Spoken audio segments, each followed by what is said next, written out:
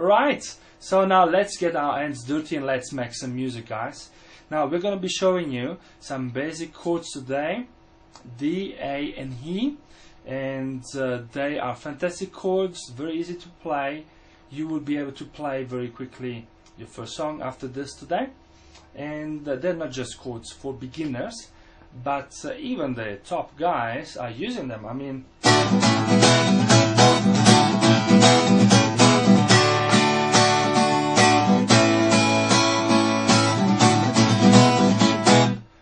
this is A, D and E. I mean, how cool is that?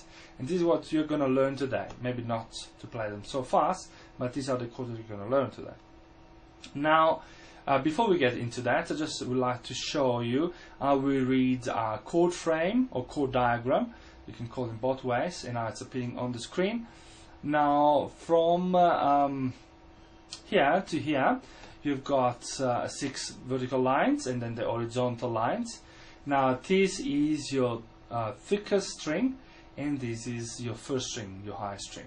Okay, the horizontal lines, they represent the frets. So the thick line at the top here is basically your nut, and then the other ones are your frets. Normally, if the thick ones is not there, it means that it is one of the frets, and you will have a Roman number on the side telling you which fret you actually are at. So that's that, and now let's learn our first chord. Now, what is a chord? A chord is a series of notes that you play together and they give you a nice sound. Now, we have got letters of the alphabet in English to call the different chords or notes that we have, and it goes from A alphabetically up to G. So I don't need to repeat that because obviously. Now, for some of these chords, we have got the open shape available, but not for all of them. And we like open chords because they have got a very nice tone to it. They are very used by guitarists in many genres of music. Now, the first one we want to play, learn to play today, is an A. Now, as you can see on the screen, we don't have to play the 6th string. There is an X on the 6th string, and that means that we don't play it. Then the 5th and the 1st string, they've got a circle on top of it, okay, there by the nut, and that means that those are the open strings. And then your 4th, 3rd and 2nd string are pressed on the 2nd fret. So it is a little bit crowded, but you need to make it work. Okay, so this is it. Now, the way I would like you to have your left hand is that with your thumb, you rest the thumb over there gently so that you can slide it eventually. And you don't keep it up here, otherwise you won't have space to play, but you keep it down there. Okay, so you see now there is a little bit of space here, otherwise like this won't be any space. And with your fingers you come from above. You don't play it like this, touching the other strings. No, you come from above and you only press the string that you need to press without touching the other ones, otherwise you will stop the other strings. So right now we only use one finger per string. Alright?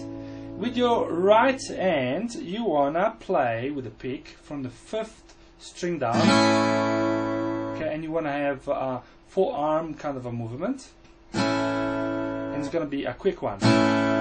You see, you don't use the wrist unless you play funk music. Normally you wanna play with the forearm movement, okay? Once you're getting a good sound, please go through the chord one string at a time, making sure that everything is playing properly. You don't want to have stuff like that. No, everything needs to sound nice. And remember the thumb down. You will see me, you maybe sometimes use the thumb here, even over there sometimes. But it's because I've been playing for a long time. Right now you need to be a little bit more disciplined because you are learning from scratch.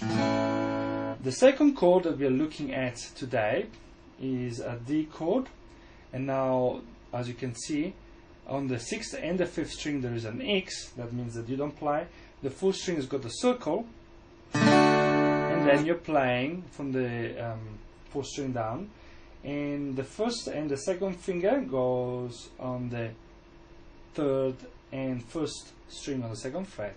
Your 3rd finger goes on the 3rd fret of the 2nd string, just like that, and you play from the 4th string. Again, make sure that every single note is playing properly, and then start playing them like that.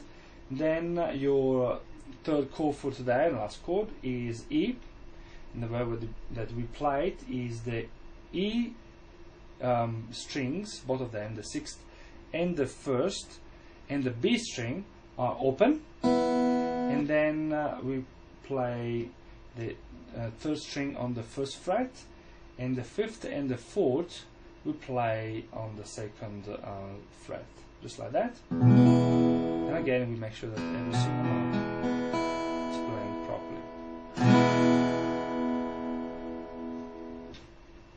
With the right hand, we are going to be playing on each beat. Okay, as you can see on the screen now, we've got a bar with quarter notes. You see there are 4 black things with the leg going down. Okay, that's each one of them is a quarter note, and as you can see on top of it there is like a symbol. It goes like this. That's the symbol for a down stroke.